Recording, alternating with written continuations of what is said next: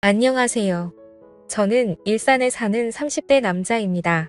제가 더 이상 저와 같은 피해자가 생기지 않았으면 좋겠다고 생각해서 익명의 힘을 빌려 이곳에 글을 올리게 되었습니다. 저는 여기에 올라오는 사연들을 읽는 것으로 하루를 시작하곤 했었는데요. 그런 제가 글을 쓰고 있을 거라고는 생각을 못했습니다. 사연을 읽다 보니 저도 최근에 어처구니 없는 일을 겪게 되어서 여러분들께 들려드리려고요. 저는 2년 전에 파혼을 경험한 적이 있어요. 꽤 오랫동안 만났던 여자친구와 결혼을 약속했었는데 결국의 끝은 파혼이네요. 그 뒤로는 아직 좋은 짝을 만나지 못해서 이렇게 혼자 살고 있어요. 그렇다고 여자친구에게 문제가 있어서 파혼한 건 아니었고요. 제가 먼저 파혼하자고 했지만 사실은 저희 집안 때문에 제가 파혼을 당한 거나 마찬가지였어요. 여자친구의 집안은 부모님 두 분 다 건강하게 살아계시고 아버님께서 사업을 하고 있어서 꽤나 잘 사는 편이었거든요.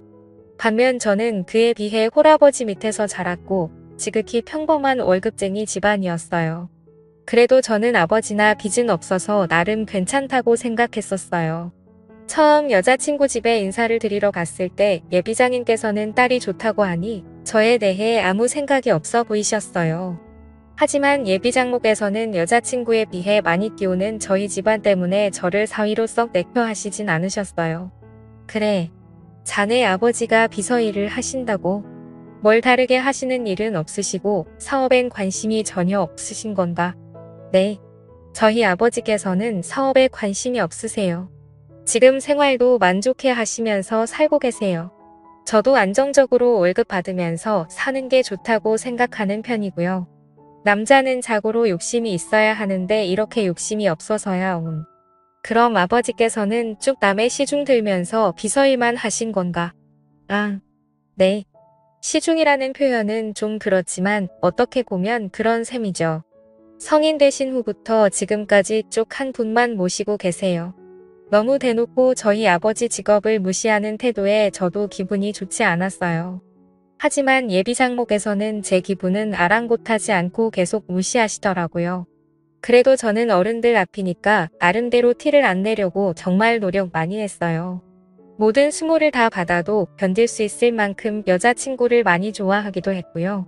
저는 예비장목에서 제게 마음을 여시길 기다리고 있었습니다. 그런데 어쩐 일인지 예비장목에서 먼저 저보고 만나자고 연락을 주신 거예요. 드디어 예비장목에서 마음을 여신 건가 하는 부푼 마음에 여자친구 집을 다시 찾았어요. 너무 떨려서 배를 누르기 전에 심호흡을 몇 번 했는지 모르겠어요. 하지만 이런 저를 무색하게 만드는 흰 봉투가 제 눈앞에 떨어졌어요. 예비장목에서는 제가 자리에 앉자마자 제 쪽으로 흰 봉투를 던지시더라고요. 진짜 드라마에서만 보던 돈 봉투를 실제로 받아보게 될 줄은 몰랐어요. 잘 산다고 하더니 정말 잘 사는 집안이었는지 봉투가 두둑했어요. 그리고는 예비장목에서 섭섭치 않게 넣었으니까 자기 딸과 헤어져 달라고 하시더라고요. 여자친구한테는 자신을 만나다는 말을 하지 말라고 당부하시면서요. 어쩜 드라마랑 이렇게 똑같은지 순간 전원 버튼이 어디 있는지 찾을 뻔했다니까요.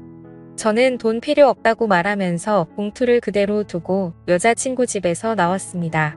이별은 원래 만나서 해야 하는데 만날 기분이 전혀 나지 않아서 집 가는 길에 전화로 여자친구한테 이별을 통보했어요. 주연아, 우리 오늘 만나기로 했었잖아. 미안한데 일이 생겨서 못 만날 것 같아.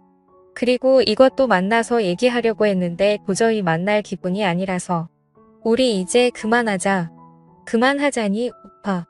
갑자기 그게 무슨 말이야? 헤어지자는 말 아니지? 우리가 왜 헤어져야 하는데 도대체 왜 그러는 건데 나 방금 너네 어머니 만났어. 나한테 돈 봉투 던지면서 너랑 그만 만나러 가더라. 나 어머님이 우리 아버지 무시하는 것도 너 때문에 다 참고 있었는데 이건 정말 아닌 것 같다. 우리 엄마를 만났다고 돈 봉투는 또 무슨 말이야? 오빠 내가 엄마한테 잘 말할게.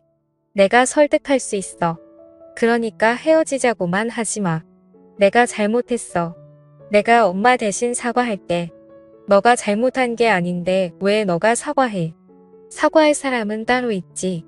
난 더 이상 이렇게는 못 살 것 같아. 미안해, 끊을게. 저는 결국 여자친구한테 예비 장모와 있었던 일을 이야기하게 되었어요. 여자친구는 곧장 예비 장모에게 따진 것인지 얼마 지나지 않아서 예비 장모에게 연락이 오더라고요. 내가 주연이한테 말하지 말라고 그렇게 얘기했는데 그새 주연이 한테 일러 바쳤니? 왜 그 돈으로는 부족했던 거야? 그럼 더 줄게. 얼마면 되는데 제가 돈 받고 나온 것도 아닌데 왜 말하면 안 되는데요? 제 입으로 제가 말하겠다는 게 무슨 상관이에요? 어머니께서는 무슨 일이든 이렇게 돈으로 해결하셨어요. 그래 돈이면 다 되는 거 아니니 돈만 주어주면 다들 조용히 입 다물더라. 너가 돈을 가져본 적이 없어서 모르나 본데 세상은 원래 돈으로 살아가는 거야. 어떻게 어머니한테서 주연이 같이 착한 아이가 태어났는지 모르겠네요. 이런 어머니를 둔 주연이가 참 불쌍해요. 저 당신 딸 만날 일 없으니까 다시는 연락하지 마세요. 제가 원래는 막말하는 성격이 아닌데 저도 모르게 말이 막 튀어나오더라고요. 그래도 여자친구가 좀 걸리긴 했지만 하고 싶은 말을 하고 나니 속은 조금 후련했어요. 저는 여자친구 없이도 잘 살아보려고 노력을 많이 했어요. 하지만 제가 너무 사랑했던 사람이라 불쑥불쑥 여자친구가 생각나긴 하더라고요. 그런데 얼마 지나지 않아 예비 장모에게 다시 연락이 오는 거예요. 지금 여자친구가 저와 헤어지고 나서 식음을 전폐하면서 시름시름 앓고 있다고요. 보다 못해 이대로 딸이 잘못될까봐 저한테 전화했다고 하시더라고요. 나 주연이 엄마인데 우리 딸이랑 만나는 건 아무 말 안 하겠네. 그러니 주연이랑 다시 만나주면 안 되겠나? 지금 저랑 뭐 하자는 거예요? 제가 그렇게 만만하세요? 헤어지라고 돈 봉투 던질 땐 언제고 지금은 다시 만나달라고요. 지금 주연이가 많이 아파. 자네랑 헤어진 이후로 밥도 안 먹고 방에서 나오질 않아. 혼자서 시름시름 앓고 있는데 햄이 된 사람이 할 수 있는 게 이거밖에 없는 것 같아서 전화했어. 주연이 저렇게 만드신 건 어머니예요. 어머니가 그때 제게 돈 봉투만 던지지 않으셨어도 저희는 이렇게 헤어지지 않았어요. 알아요. 그래 다 내 잘못이야. 그러니 우리 주연이를 봐서라도 한 번만 용서해주면 안 되겠나? 내가 다시는 둘이 만나는 걸로 아무 말 하지 않겠네. 솔직히 이때까지 예비 장모가 했던 말과 행동을 생각해보면 다시 만나고 싶지 않았어요. 예비 장모와 전화를 마치고 정말 오랫동안 고민을 많이 했어요. 애타게 기다리던 예비 장모에게 사과 문자까지 올 정도였으니까요. 하지만 저는 여자친구를 생각했던 것보다 훨씬 더 사랑했더라고요. 저는 결국 여자친구가 저와 헤어지고 힘들어한다는 말이 계속 머리에 맴돌아서 여자친구에게 연락해 다시 만나자고 했죠. 예비 장모는 저와 다시 만나는 동안 예비 장모를 설득한 것인지 예비 장모가 먼저 여자친구한테 상견례를 하자고 말했다 하더라고요. 저는 들뜬 마음으로 아버지께 말씀드리고 아버지께서 편하신 날로 날짜를 잡았어요. 아버지는 상견례 가서 기죽으면 안 된다면서 백화점에 가자고 하시더라고요. 그러더니 남성 코너에서 정장 2벌을 들고 저를 부르고 계셨어요. 아버지 2벌이나 사시게요. 어차피 상견례 한 번만 하는 건데 한 벌이면 되지 않을까요? 아니면 저보고 둘 중에 하나 골라달라는 말씀이세요? 아니 하나는 내 옷이야. 너도 새 걸로 한 벌 내가 맞춰주려고. 이건 아빠가 우리 아들한테 주는 축하 선물인데 아버지 전 괜찮아요. 회사 다니면서 정장 입으니까 종류별로 되게 그러니까 괜히 엄한데 돈 쓰지 마세요. 아이 참 내가 주는 선물이라니까. 그러네. 그리고 엄한데 쓰는 게 아니라 우리 아들한테 쓰는 건데 아들 이거 안 받아주면 나 진짜 서운할 것 같아. 우리 이렇게 맞춰서 상견례 입고 가자. 어찌된 게 저보다 아버지가 더 들뜬 것 같았어요. 그래도 아버지 기분이 좋아 보이시는 것 같아 저도 덩달아 기분이 좋아졌어요. 이때까지 예비 장모와 있었던 안 좋은 일들은 다 잊고 새 출발할 수 있을 것만 같았어요. 하지만 이런 기대도 한순간에 짓밟아버린 사람이 있었어요. 바로 문제의 예비 장모입니다. 상견례 날 예비 장모는 약속 장소에 들어온 순간부터 표정은 좋지 않았어요. 상견례 내내 어딘가 불만 가득한 표정으로 일관하셨죠. 그러면서 저희 아버지께 형편이 넉넉한 자기들이 집을 해올 테니 저희는 자기가 보내주는 리스트 보면서 혼수를 해오라고 하시는 거예요. 그쪽 집안 사정을 생각해서 형편이 넉넉한 저희가 애들 신혼집을 해드릴게요. 그쪽에서는 저희가 보내주는 리스트를 보면서 혼수를 해오시면 될 것 같네요. 아닙니다, 어머님. 제가 모아둔 돈이 있어서 괜찮습니다. 집은 저희 쪽에서 해오겠습니다. 혼수도 어차피 둘이 살 거라 간단하기만 하면 될 것 같습니다. 뭐야 고래 자존심은 있는 거야. 그렇게 무리하지 않아도 돼. 우리가 알아서 다 해줄게. 그리고 혼수도 자네 형편 생각해서 비싼 건 내가 미리 다 뺐어. 어머님 계속 저희 집안 형편 들먹이시는데 저희 거지 아닙니다. 월급쟁이라고 무시하시는데 저희 빚도 없고요. 오히려 월급 받으면서 모아둔 돈도 집 사고 남을 정도로 있습니다. 그럼 뭐해. 나 매일 뒤치다꺼리 하면서 받은 코 묻은 푼돈일 텐데. 괜히 자존심 부릴 거 없다니까. 자존심이 밥 먹여주니? 저와 예비장모가 하는 말을 들은 아버지의 표정이 살짝 좋지 않았습니다. 예비장모는 아버지의 표정이 변한 것이 오히려 재미가 있었나 봐요. 제 자존심 들먹이면서 저를 더 자극하려고 들더라고요. 제가 맞받아치려고 하는데 저희 아버지께서 지금 뭐 하시는 거냐면서 지금 이게 상견례를 하러 온 것인지 사람을 가지고 놀려고 온 것인지 따지기 시작하셨어요. 결국 상견례 분위기는 살얼음판이었고 저는 아버지를 데리고 그 자리에서 나왔어요. 여자친구는 저를 붙잡았지만 저는 뒤도 돌아보지 않고 여자친구 손을 뿌리쳤어요. 그리고 여자친구한테 도저히 이건 아닌 것 같다며 결혼은 없던 일로 하자고, 어쩌면 우리 관계도 이대로 계속 만나도 되는 것인지 다시 생각해봐야 할 것 같다고 했어요. 저는 아버지께 너무 죄송해서 집에 가는 내내 아무 말도 할 수 없었어요. 그렇다고 아버지도 딱히 제게 말을 걸지 않으셨고요.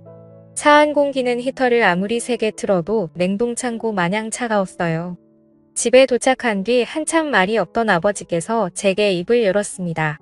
준우야, 결혼은 둘이 좋아서 오로지 둘만 보고 하는 거라 내가 뭐라고 하진 않겠지만 예비 장모를 보니 결혼하고 나서 너가 너무 시달릴 것 같아서 걱정이구나. 저도 오늘 겪어보니 결혼은 아닌 것 같아요. 이미 여자친구한테는 파혼하겠다고 말해놨어요. 괜히 저 때문에 이런 수모를 겪은 것 같아서 죄송해요. 내가 죄송할 게 뭐가 있어. 내 잘못도 아닌데. 오히려 내가 너한테 미안하지. 부유한 과정에서 태어났어야 했는데 내가 정말 미안하구나. 그게 무슨 말씀이세요? 전 아버지 아들인 게 정말 자랑스러워요. 그러니까 그런 생각 다시는 하지 마세요. 아셨죠? 제가 파혼한 후에도 아버지는 하시던 비서 일을 꾸준히 계속하셨어요. 그런데 아버지께서 모시던 회장님이 이제 나이가 많으셔서 그런지 체력이 예전 같지 않아서 회사를 누군가에게 물려줘야 하는 상황이었나 봐요. 하지만 회장님은 평생을 자식 없이 아내분과 단둘이 살았어서 물려줄 자손이 없었어요. 회장님께서는 회사를 믿고 맡길 수 있는 사람이 아버지밖에 없다면서 아버지께 자신의 뒤를 이어주면 안 되겠냐는 제안을 하셨다고 하더라고요. 아버지는 그 제안을 아직 받아들이지 못하고 제게 고민 상담을 하시더라고요. 그런데 그 회사는 아버지 인생의 절반을 바친 회사 아니에요. 회장님 옆에 있으면서 보고 배운 아버지가 회사를 제일 잘할 거 아니에요. 그렇긴 하지. 내가 회장님 옆에서 보필한 지가 무려 30년이 넘었으니까 거의 첫 설립 때부터 내가 늘 회장님과 함께 했었지. 그러니까요, 회장님만큼이나 회사를 잘하는 직원은 아버지밖에 안 계실 거예요. 그러니 회장님도 아버지께 믿고 회사를 맡기시려는 게 아니겠어요. 천천히 잘 생각해보세요. 저는 아버지께 너무 성급하게 받지도 거절하지도 말라고 당부드렸어요. 충분히 생각을 하신 후에 결정하셔도 늦지 않다고 말이에요. 아버지는 오랜 고민 끝에 회장님의 제안을 받아들이기로 하셨어요. 그렇게 회장님이 되신 아버지는 거만해지지도 않고 오히려 예전보다 더 검소하게 사셨어요. 직원들 복지도 챙길 수 있는 건 아낌없이 다 챙겨주면서 퇴사율 0%를 기록하셨죠. 아버지께서 회사를 받으신 후로 더 승승장구했습니다. 가끔 전 회장님께서 놀러오시면 흡족해하면서 역시 자신이 사람을 잘 봤다며 칭찬해 주시고 나셨어요. 그러다 아버지는 회사에서 예상치 못한 사람을 발견하게 되었어요. 그건 바로 저의 전 예비장인이었는데요. 로비에서 시끄러운 소리가 들리는 것 같아서 아버지께서 가던 길을 멈추고 고개를 돌리셨대요. 그런데 예비장인이 로비에서 회장님 좀 만나게 해달라면서 애원하고 있었다고 하더라고요. 그래서 아버지께서 무슨 일인가 싶어서 그쪽으로 다가가셨대요. 도대체 무슨 일이시길래 여기서 이렇게 시끄럽게 소란을 피우십니까? 하실 말씀이 뭔지 저한테 한번 말해보시겠어요? 혹시 회장님 어디 계신지 아십니까? 이게 비서한테 할 말은 아니고 급히 중요하게 회장님께 직접 해야 할 말이 있어서 그럽니다. 네. 급히 중요하게 저한테 말씀하세요. 제가 바로 이 회사 회장 되는 사람입니다. 그래서 할 말이 무엇인가요? 저도 바쁘니 얼른 들어가 봐야 하는데. 당신이 회장이라고요? 거짓말 치지 마세요. 빚을 하는 거 뻔히 아는데 어떻게 당신이 이 회사 회장이란 말이에요. 이분이 저희 회사 회장님 맞으십니다. 제가 여기 계신 회장님 비서고요. 혹시 자리가 불편하시면 위층 회장실로 안내해드리겠습니다. 아, 그러면 다름이 아니라 저희 회사 투자권으로 계약한 게 있었는데 이번에 계약이 만료되면서 재계약이 불발됐습니다. 그래서 제가 직접 회장님을 만나 뵙고자 이렇게 찾아오게 되었습니다. 아, 그래요. 저는 처음 듣는 일인데 일단 알겠습니다. 서류 잘 검토해 보도록 하죠. 그럼 사장님께서는 이만 돌아가 주시면 감사하겠네요. 예비장인은 제 차 잘 봐달라면서 인사하고 돌아가셨다고 하더라고요. 아버지께서는 모든 일을 혼자 결정하지 않으셨던 분이시라 이번에도 제게 의논을 하시더라고요. 아들아, 내가 어떻게 해야 하는 걸까? 지난 날은 다 잊고 재계약을 해줘야 하는 것일까? 아니면 그냥 이대로 모른 척 해야 하는 걸까? 아버지, 절대 재계약해주지 마세요. 어차피 2번 다시 볼 사람들 아니에요. 뭘 망설이세요? 그냥 아무것도 해주지 마세요. 하지만 내가 투자를 해주지 않는다면 그 회사는 망하게 될 것이야. 우리 회사가 제법 많이 투자를 해주고 있었더라고. 이제껏 저희한테 했던 말과 행동들 기억 안 나세요? 그 집안에 당한 것들 벌써 잊으신 거냐고요. 저는 절대 반대해요. 아버지는 저의 완강한 반대에도 생계가 달려있다 보니 많이 망설이는 눈치셨어요. 저는 결국 아버지께 며칠만 더 고민해 보라고 말하고 방으로 들어갔어요. 하지만 예비장인에게 들은 것인지 그걸 못 참고 다음날 예비장모가 아버지를 찾아왔다고 하더라고요. 그러더니 사람들이 보든 말든 무릇부터 꿀포 사정하기 시작했다고 해요. 사돈, 우리 사돈 될 뻔한 사이잖아요. 그러니까 저희 한 번만 도와주세요. 이번에 계약 못하면 저희 회사 진짜 망해요. 직원들 월급도 줘야 하는데 제발 살려주세요. 일단 제가 서류 잘 검토해 보도록 하겠습니다. 그러니 이만 돌아가세요. 지금 사람들 다 보고 있습니다. 사돈께서 약속하시기 전까지는 저는 한 발자국도 못 갑니다. 사돈도 힘들게 살아와서 아실 것 아닙니까? 지금 누구보다 저의 심정 아실 것 아니에요. 죄송하지만 전 힘들게 살아온 적이 없습니다. 누가 보면 저희가 가난뱅이였는 줄 알겠어요.